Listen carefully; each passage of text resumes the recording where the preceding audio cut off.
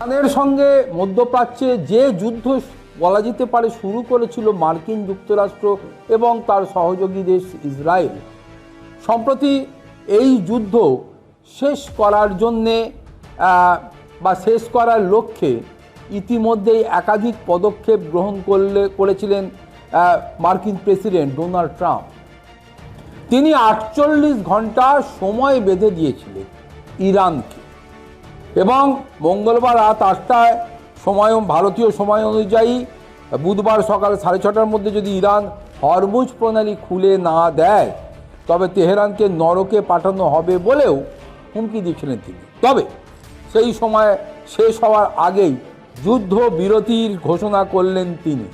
তাও যুদ্ধবিরতি দুই পক্ষেই যুদ্ধবিরতির বিষয়টা নিয়ে যে আলাপ আলোচনা শুরু করতে চলেছে এটাও তিনি ঠাড়ে ঠোড়ে বলে দিয়েছেন। অর্থাৎ আপাতত ইরান বা আমেরিকা দু দেশই সামরিক অভিযান দুজনের বিরুদ্ধে করা থেকে বিরত থাকে এবং এর পরেই একটা প্রশ্ন উঠছে যে কার মধ্যস্থতায় এই বিষয়টি হচ্ছে বা হতে চলেছে। ট্রাম্প তার পোস্টে প্রথমেই পাকিস্তানের প্রধানমন্ত্রী শাহবাজ শরীফ এবং সেনাপ্রধান আসিফ মুনিরের নামের উল্লেখ করেছেন। তিনি জানান শাহবাজ এবং মুনিরের দেওয়া প্রস্তাব তিনি গ্রহণ করেছেন, মানে শান্তি প্রস্তাব তিনি গ্রহণ করেছেন। মার্কিন প্রেসিডেন্টের মতে ইরানের সঙ্গে চূড়ান্ত চুক্তিতে পৌঁছানোর জন্য এই সময়সীমা ব্যবহার করা হবে। শুধু তাই নয়, কেন তিনি যুদ্ধবিরতিতে রাজি হলেন তারও ব্যাখ্যা দিয়েছেন ওই মার্কিন প্রেসিডেন্ট ডোনাল্ড ট্রাম্প। তিনি লিখেছেন, আমরা ইতিমধ্যে সমস্ত সামরিক লক্ষ্য পূরণ করেছি, কিছু কিছু ক্ষেত্রে তা অতিক্রমও করেছি। ইরানের সঙ্গে দীর্ঘমেয়াদী শান্তি সংক্রান্ত একটি চূড়ান্ত চুক্তির পথে আমরা অনেকটাই নাকি এগিয়ে গিয়ে বলে মন্তব্য করেছেন। ট্রাম্প আরও জানিয়েছেন তেহরানের থেকে একটি 10 দফা প্রস্তাব তারা পেয়েছে এবং যা একটি অত্যন্ত কার্যকর সূচনা বলে তারা মনে করছেন। তবে তিনি জোর দিয়ে জানিয়েছেন হরমুজ প্রণালী অবিলম্বে সম্পূর্ণ এবং নিরাপদে খুলে দেওয়ার বিষয়ে ইরান রাজি হয়েছে।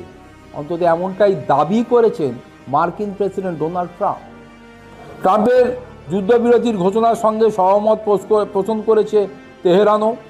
সে দেশের বিদেশমন্ত্রী শহীদ আব্বাসে আরগাচি বলেছেন, ইরানের ওপর যদি হামলা বন্ধ করা হয় তবে আমাদের শক্তিশালী সশস্ত্র বাহিনী তাদের প্রতিরক্ষামূলক অভিযানও বন্ধ রাখবে। একই সঙ্গে ধন্যবাদ জানিয়েছেন শাহবাজ এবং মুনিরকেও। ট্রাম্পের শর্ত মেনে হরমুজ কি খুলে দেবে ইরান, এ প্রশ্ন উঠছে।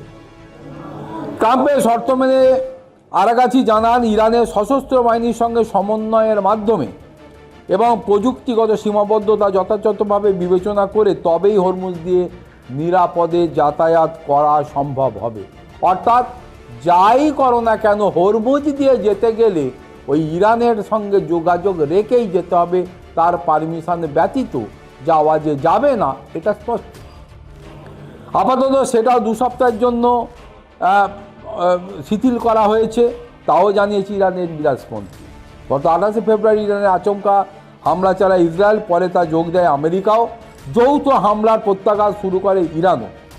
তারপর থেকে টানা যুদ্ধ চলছে। যুদ্ধের কারণে অশান্ত হয়ে উঠছে পশ্চিম এশিয়া এবং তার বড়সড় আর্থিক যে ক্ষতির সম্মুখীন হচ্ছে ওই সংশ্লিষ্ট অঞ্চলের দেশগুলি সহ বিশ্বের তাবড় তাবড় দেশ, সেটাও স্পষ্ট। এবং বিশেষ করে এই প্রাকৃতিক গ্যাস এবং তেলের যোগানের যে ঘাটতি সেটা সারা পৃথিবীর বিভিন্ন দেশের ওপর পড়েছে, তার খবরও উঠে এসেছে। হরমুজ খোলার জন্য বারবার ইরানকে হুঁশিয়ারি দিয়েছিলেন ট্রাম্প। পাল্টা শর্ত নিয়ে আলোচনা শুরু হয়। মধ্যস্থতা করতে অগ্রণী ভূমিকা নিয়েছে পাকিস্তান। তবে দিন দুয়েক আগে ইরান জানায় তারা আমেরিকার সঙ্গে আলোচনায় রাজি নয়। তার মধ্যে হরমুজ খোলার জন্য 48 ঘন্টার যে সময়সীমা বেঁধে দিয়েছিলেন ট্রাম্প, দীর্ঘ টানাপোড়েনের পর অবশেষে সাময়িক যুদ্ধ বিরতিতে সম্মত হয়েছে দুই দেশ। আগামী 10ই এপ্রিল পাকিস্তানে দুপক্ষের মধ্যে শান্তি আলোচনা থেকে কি নির্যাস উঠে আসে, আদৌ শান্তির কোনো পথ মেলে কি না, মিললেও সেটার প্রভাবে পৃথিবীর অন্যান্য দেশ এই হরমুজ প্রণালী দিয়ে তাদের পুনরায় ব্যবসা বাণিজ্যের জাহাজ নিয়ে যাওয়া করতে পারে কি না, এবং মধ্যপ্রাচ্যের অবস্থানগত বিষয়গুলো কীভাবে নতুনভাবে উঠে আসে, তার পেছনে আর কি যুক্তি কি শর্ত থাকতে পারে, সেই দিকেই চেয়ে রয়েছে বিশ্ব।